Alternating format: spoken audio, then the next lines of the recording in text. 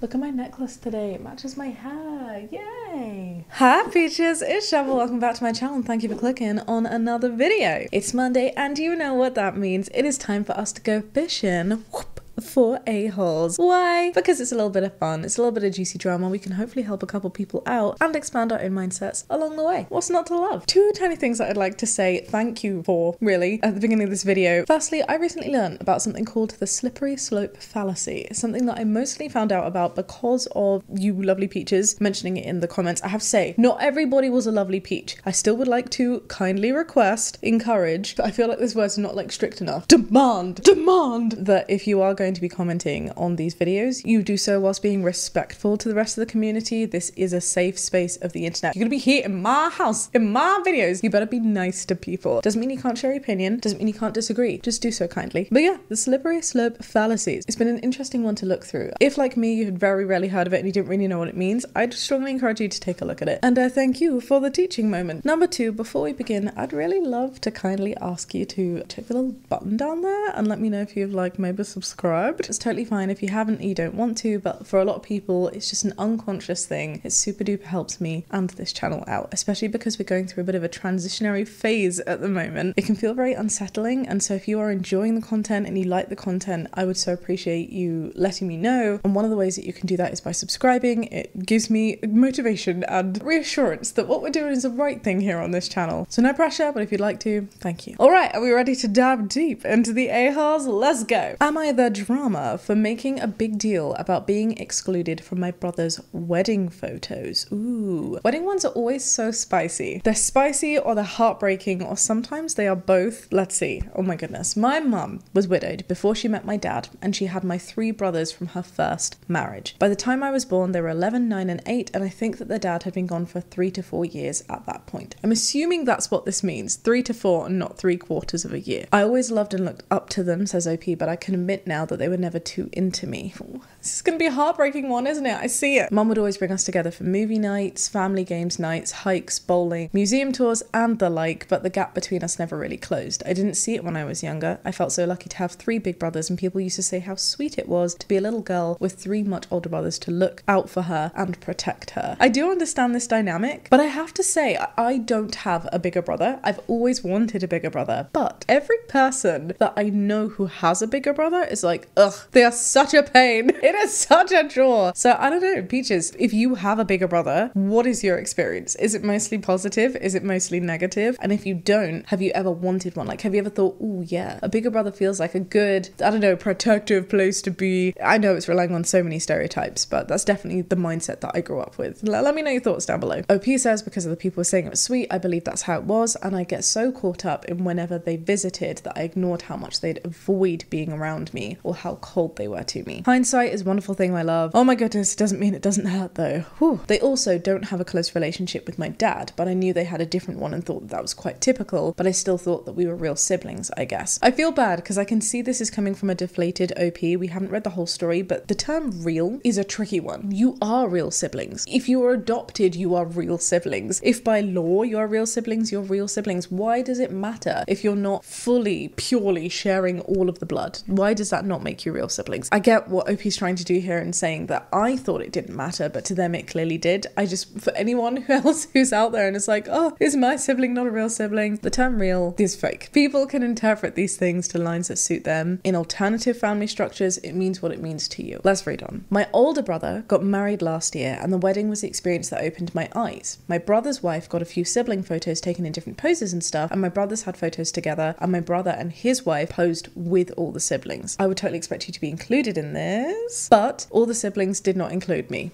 Oh, I was not in any of the sibling photos, no. My mum even came to get me, and I then watched as the photos were taken without me. Oh, my mum told my brother I was waiting, but he said I would only be in the bigger group photo at the end. When it came to the immediate family photo, it was just my mum and 3 brothers with my brother's wife and her parents and siblings. Dad and I were not included in that. Wow, okay, can I understand your dad not being included in that? I need to know how old you are. My brother did this really sweet dance with his wife's youngest sister, who was 14 15, I think. I am 16 for reference. And that was like a major highlighted thing, but he didn't dance with me at all. And neither did my other brothers. No. That is very sad, but the point is OP is 16. So when you were born, OP, the oldest brother was 11, which means that he was 7, 8-ish when his dad passed away. It also means that the youngest brother was around 3, 4. So all of them will have some memories, right? The youngest one less so, but they will all should have some memories and some life experience without dad being present. Having said that, from the age of 11, you existed and you're now 16. So that means older brother is 11 plus 16, which is 27. Did we math right? Which means that as a 27-year-old, your oldest brother has had your dad in his life for at least 16 years. And that's assuming that they had you in the year that they introduced the brothers to you. So the likelihood is probably going to be a little bit longer than that. But that's a grand old time. Do you know what I mean? To like not include this person in any family photos. And regardless of the dad, to not include you, who is a sibling, in these photos, who has been around for 16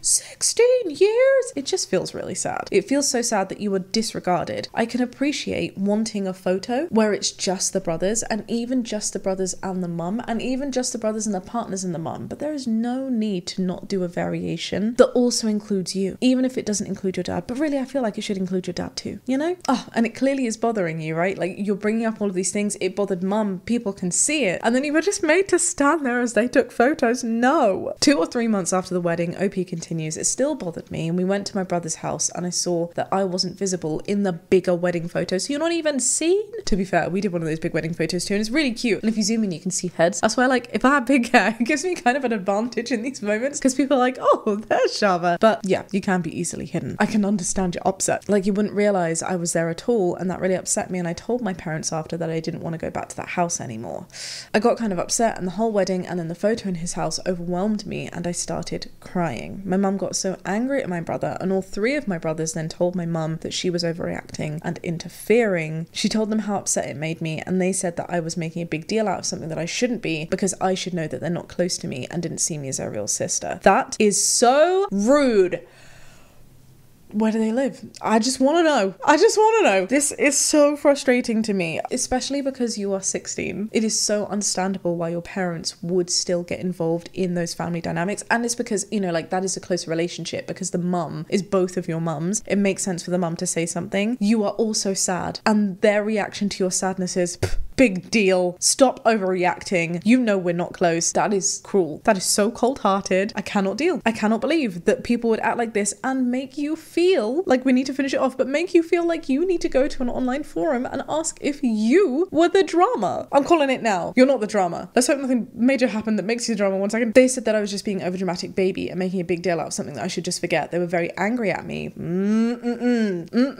This is victim blaming at its finest. My mum and them are still fighting about it. I'm the drama. No, you are not the drama. You're so not the drama. They are the biggest drama. They're just immature and very rude boys. It's frustrating to me. I get it. I often try and look at things from both points of view, and I think it's a useful thing to do. In this situation, if I put on the brothers hat, I'm like, what is it that they could possibly be thinking? Maybe they're feeling like, look, we had a life before you, right? Our experiences together, our trials and our tribulations and the grief that we've gone through together doesn't include you. And you've got this family, right, where your dad and your mum are still together and we don't have that. And there could be this sort of level of envy going on. But most strikingly, what I see is a total imbalance, right, where OP is 16, and since OP's existence, since she popped out into the world, she has had these brothers. Whereas for them, this new sister is really an add-on to their existing family after they've already gone through so much. I can see that with the brothers' hat on. However, I can also see that they are considerably older, that they really should know better as a result, and more importantly, that just because that imbalance exists doesn't mean that it's OP's fault. It frustrates me that they're putting that hurt and that imbalance almost as a fault on OP and blaming OP for it when it's not OP's fault that she was born after and just happens to still have a connected family. It makes me so sad. You are absolutely not the drama. And for anybody who might be like, oh, well, I do think it's a bit of an overreaction for you to not want to go back to the house, I really see that as being a compounding effect. It sounds like from the way that you've explained this isn't the first time that you've been made to feel this way. The wedding was a bigger thing that like really solidified it for you, but that really you're coming to terms retrospectively with all of the times that they've excluded you and you're feeling some kind of way about it. And if anybody treats anybody like they are a problem for sharing vulnerably how they feel, they need to get in in the bin, because that's just not a kind way to act. And it's certainly not kind to then double down on that feeling of someone saying, hey, I don't feel like I belong, and you're going, yeah, well, you don't really.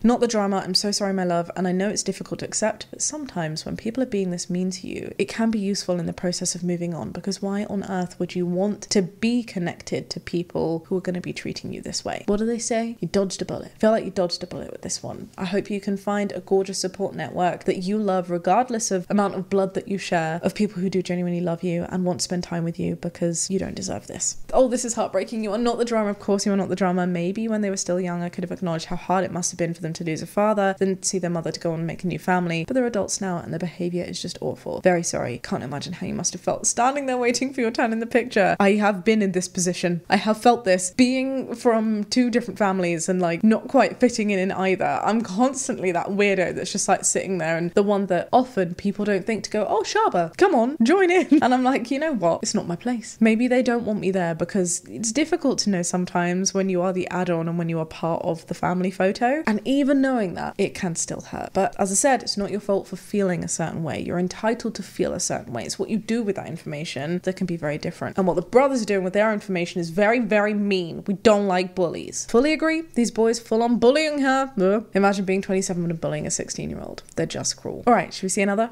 Am I the drama for telling anyone who asks why I don't bake for our hall anymore? Okay, is it normal to bake for a hall? Who owns a hall? Are you in halls? Do you happen to live in a flat that has a hall? I have so many questions. Hello. I love it when people introduce themselves on here. Hi. Hi. I really like baking as a hobby. I don't believe in food waste, but I don't often want to eat all the stuff that I make. The best way I can describe it is that I love to bake, but when it comes to eating, I'm just like, meh. I feel you, babe. I get it. That's why I love Cooking Mama, the app, because I get to make everything. But I feel you. Top tip, find friends that like to eat. Jamie loves to eat cake. I love to bake. It's a great match. Anyways, says OP, I normally give my baking goods to friends and family. And the tradition we have started when my brother said he couldn't come over to pick up a coconut cupcake pan because he's busy. I would pick that up. I love the idea of coconut cupcakes. I didn't plan for space in my fridge to keep the cupcake and awkwardly left them in the apartment's common room with permission from the security guard, of course. I left a note saying the cupcakes were free to whoever with my apartment number on it. The security guard said that I had to. That is fine. That's actually really, really sweet. I love the idea of this. That started the semi-tradition of me putting whatever extra goods that I have on a free table in the lobby area. Others started to do it a little too. Oh, yay for effervescence. Yay for community. Do you know, if I was feeling just the right level of hormone or something like this would make me cry. It's worked well so far, says OP. I like the environment that it has created. Why not? That's like the definition of a beautiful, kind community thing. The problem came, I momentarily forgot where we are.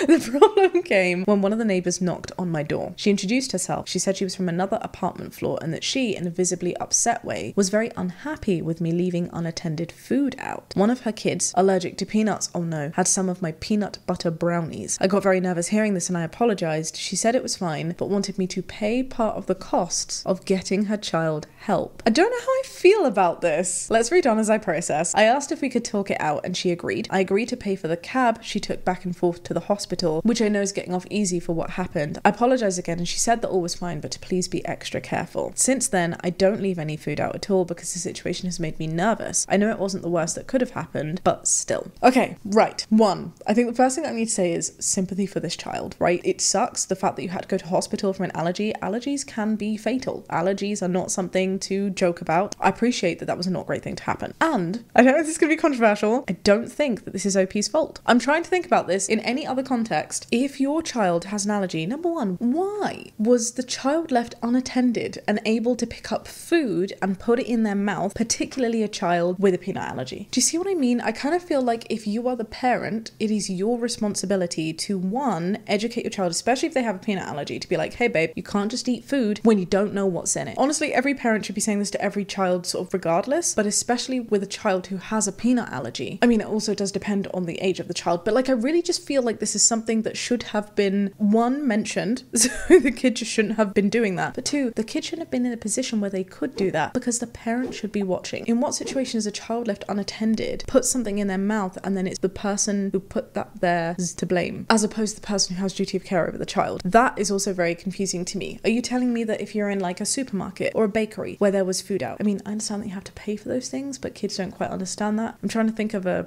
comparative example where food might just be out. If you're at a buffet, would you just let your kid run wild? There is a communal area, the procedure is the communal area is allowed to have food there. It is not uncommon. I've seen this in communal areas that I've been in, and it's a really kind thing to do. Why should we be putting the onus on those people to make sure that the wrong people don't pick it up? That really does feel kind of weird to me. I would totally appreciate if OP hadn't labeled things to say, hey, contains peanuts, contains milk, things that, you know, typical allergies exist with. Why a parent might go and knock on the door and be like, hey, I just want to let you know that I gave this to my child. We had no idea it had peanuts in. My bad. I should have thought to check. But going forward, do you reckon you could label things with allergies? That would make sense to me. But instead to be like, I blame you and now you have to pay for my child, that just doesn't sit well with me. I don't feel like OP should have had any onus to pay at all. And especially when OP's saying, hey, like I got off lightly by just having to pay for the cab. I still just feel like this is the mother's responsibility. Let's read on though. My hall neighbour, let's call her Lily, asked if I was okay, noticing that it had been a while since I'd put anything out. I just told her that after what happened with the peanut, sorry, I wasn't laughing because what happened. I was laughing because it made me think of that scene from Friends when Monica's doing the Halloween candy and everyone's like, we want candy. And she ends up like this super cute moment ends up getting really stressful. Let's read on. I just told her that after what happened with the peanut butter allergy issue, I don't feel comfortable doing that anymore in case something like that was to happen again. Now, I didn't know that Lily knew who I was talking about just based on saying the allergy issue. Specifically, they knew the kid I was talking about because they saw him take some. Okay, this is also confusing because I'm like, okay, so you saw the child take some. Did you know that the child had a peanut allergy? Were you looking after the child? I still just don't see this as in any way being the responsibility of the person who put the food there, beyond labeling the food.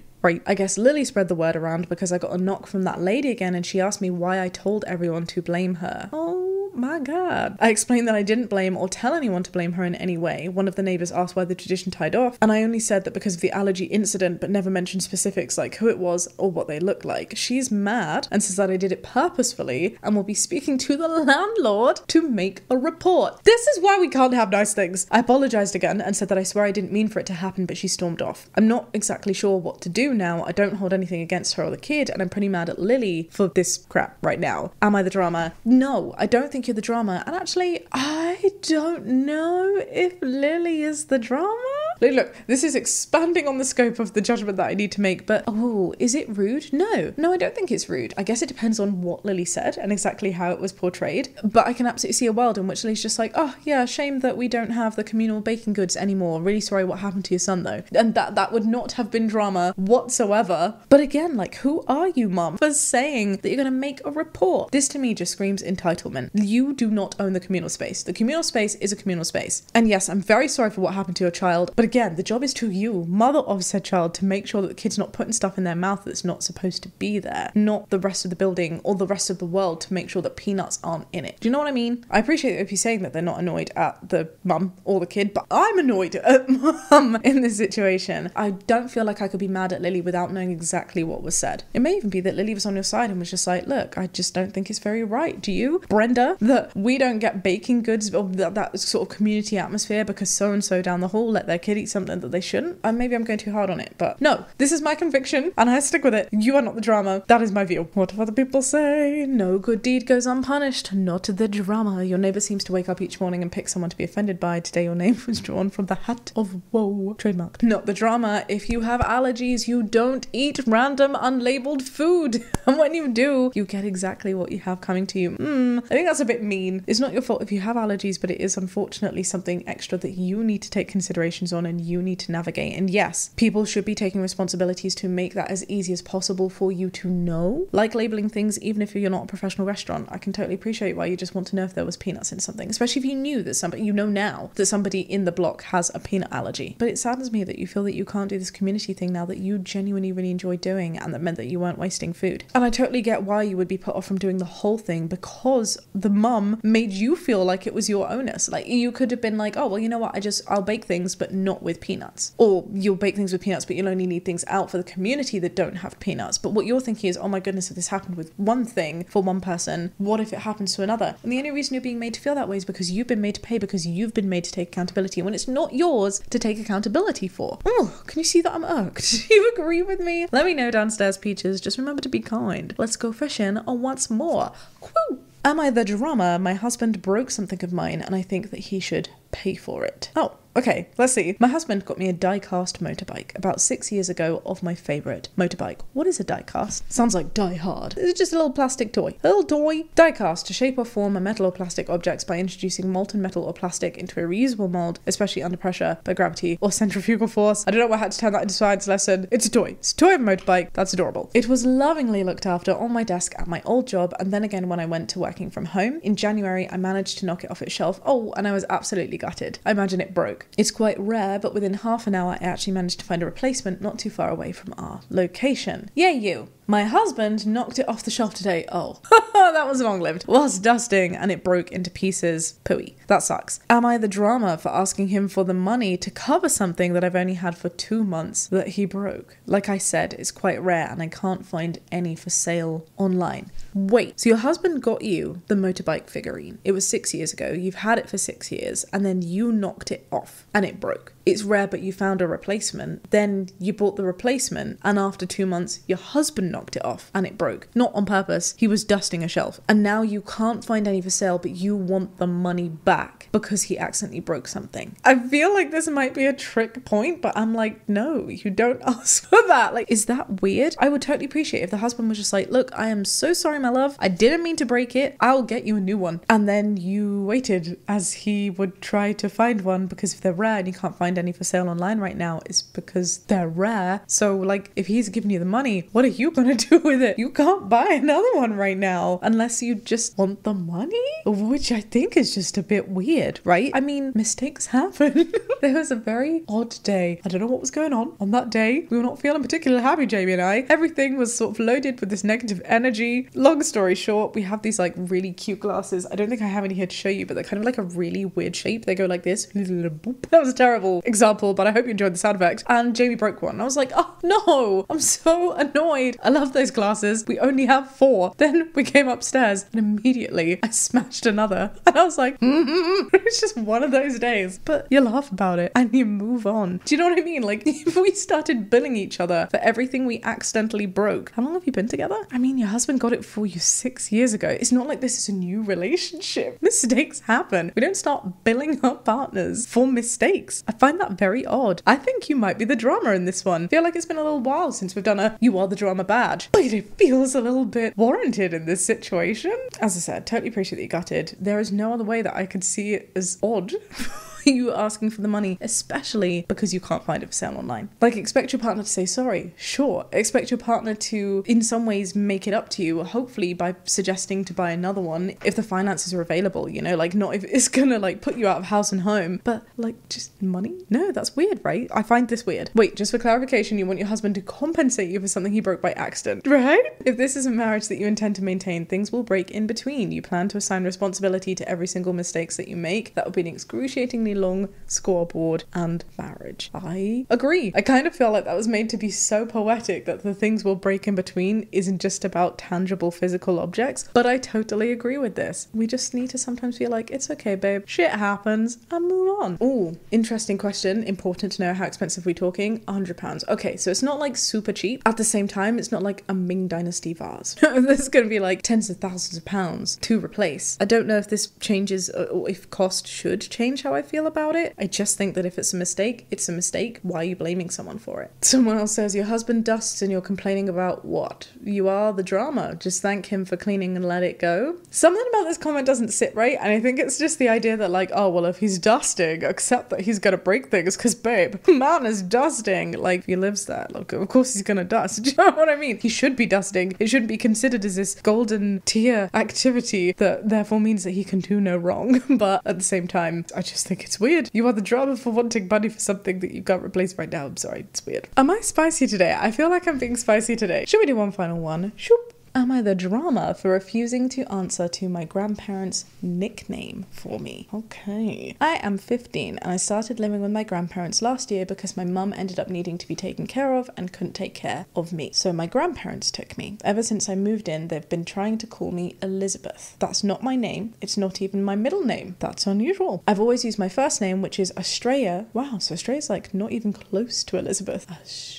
Astrea. Yeah, no, I don't see it. Or a cutesy version of my middle name, which sometimes gets used for a nickname, but is also not connected to Elizabeth at all. My grandparents never liked my name. They admitted that to me when I moved in with them, and they asked me if I would be okay with a nicer, more classic name, and I told them no, because I love my name. Wow, grandparents, way to, make your grandchild develop a complex. When did you move in? Last year. So you moved in when you were 14. You had 14 years of having a name, and your grandparents are just like, I don't like it. I think we should call you Elizabeth. It's just weird. Could you imagine if someone said to me, I don't like the name Shaaba, you should go for Mary, because it's nicer and more classic. Like, who are you?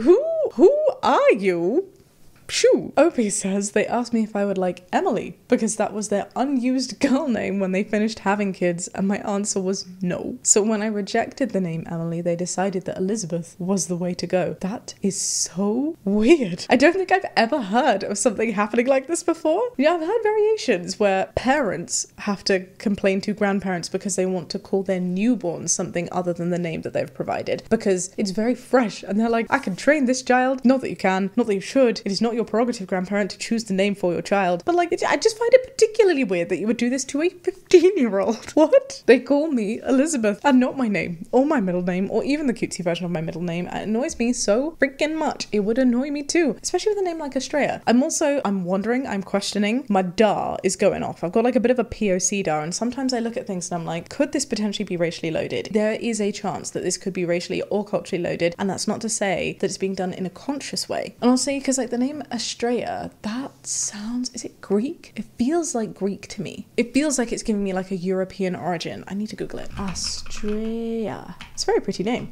Ancient Greek. I knew it because my cat's called Apollo, because Greek got Apollo. Okay. Oh, Astrea means star maiden or starry night. You are a painting. In ancient Greece, Astrea is the daughter of Astraeus and Eos. She's the virgin goddess of justice, innocence, purity, and precision. What a beautiful name. What a beautiful meaning. What a beautiful piece of art this is to depict the goddess that you're named after. Who wouldn't want to be called Astrea? And I can't help but wonder if maybe, not saying it's definite, but maybe you are coming from an origin that may just be like particularly woke, right? Or but maybe in some way cultural, and your grandparents happen to be white, and they're like, let's go for something classic, dear. That's the vibe it's giving. Either way, it's wrong, and you shouldn't be trying to rename a teenager when they haven't asked for it. OP goes on to say, I've asked them to use my name, but they've told me the name is weird, and they have no idea what my mom was thinking of when she named me. With respect, actually not with respect, grandparents, why does it matter? Who are you to be involved in this decision? They told me that they tried to get her to pick a normal name, but she was set on that. She was 19, so at that stage where listening to your parents is seen in a negative light. Oh, this is definitely giving me the vibes of very annoying grandparents who just don't know how to stay in their lane. I reached the point where I refuse to give an answer or respond to them when they call me Elizabeth. Good for you, OP. You are not the drama, okay? I really don't think you're the drama already. I'm saying it early. I'll totally ignore them. My grandparents told me that I'm being rude, and I would want to start thinking of my future and how a name like Elizabeth or Emily would be better received by future employers and other adults in society. They told me even without that, it's rude to ignore people and to refuse to engage with them. Am I the drama? Whoa. No, you are not the drama. Reverse. Elizabeth or Emily would be better received by future employers and other adults in society. Number one, honestly, the way that I would be thinking is if people are going to judge you for having a name that is not of British or like typical Western origin, these aren't the kind of people that you want to be associating with, you know? Having said that, I would be lying if I didn't say that Jamie and I'd had conversations about our kids' names and thinking of the impact that it could have on things like application forms, but that's mostly because I have a very Asian name. My name, Shaaba, is very ethnic, and that absolutely does have a role to play in applications statistically. Male POC names just don't go anywhere on paper applications. They are significantly perceived as being of lower quality, even when only the name is being looked at, like controlling for other factors, which is totally bananas to me, but nonetheless a reality of the world that we live in. Astrea, though, maybe I'm wrong for saying this, it doesn't specifically sound to me like a POC name. It just sounds like a really pretty name. So I feel like on paper applications you'd definitely be judged for being feminine, but you're telling me that Elizabeth and Emily would not be? So if it's not to give you an edge because misogyny exists, then why? Why would other people be judging you on the basis that your name is not classic? Why would you be wanting to hang out with those people? That is so weird to me. And then to say that it's rude to ignore people and refuse to engage with them, it's rude to call people something that's not their name. Listen up, transphobes, listen up, grandparents who think you could just rename your grandchildren. Firstly, don't be a popcorn and a kettle black. And secondly, I do think it's very overgeneralizing to say, oh, you can't ignore people. You can't just not engage with people. You did engage. You weren't rude initially and just ignoring people. You told them, hey, I don't like this. My name is this and I don't want to change that. And they went against your will. So if they're not listening, what is your only option? If you're having to live there, then to ignore them. Not the drama. Your grandparents are big dramas in this one and being really bad, like, role models, especially considering you're in such a turbulent time. I'm very sorry, my love. I hope you continue to love your name. I hope that you don't develop some sort of complex or identity trauma. Your name is beautiful and your grandparents are weirdos, okay? Turning it on them and giving them new names would be amusing. Or telling them that addressing her by the wrong name makes them seem senile. Oh, yeah, I mean, sure, that's the way to go. Oh no, Grandma, did you forget again? You never had Emily. Remember? Emily was never born in public where people know her. To be fair, that is a surefire way of getting someone to stop. I would consider this abusive to someone else, and you could talk to the school counselor about that. They might be willing to step in and explain how trying to force you to use a name just because they like it can cause identity issues and trauma. People's names are non-negotiable. Say it once again for the transphobes in the back. Honestly, I totally agree with you, and I feel like sometimes people will be like, oh, why are you saying it's traumatic? It's just a name. Identity is an important thing, dude. And I can absolutely see how this could be considered as an unnecessary mental gymnastic that is having a negative impact on your well-being. People cannot change the names of other people just because you don't like it. It's just not how it works. Deep breath. I actually feel we're quite straightforward today. Certainly did find at least one a-hole particularly sassy and particularly spicy. Should I apologize for it? No. If you enjoyed this video, my love, give it a thumbs up, subscribe if you'd like to see more, and I'll catch you next time with another video. Be kind and have a great day. Bye.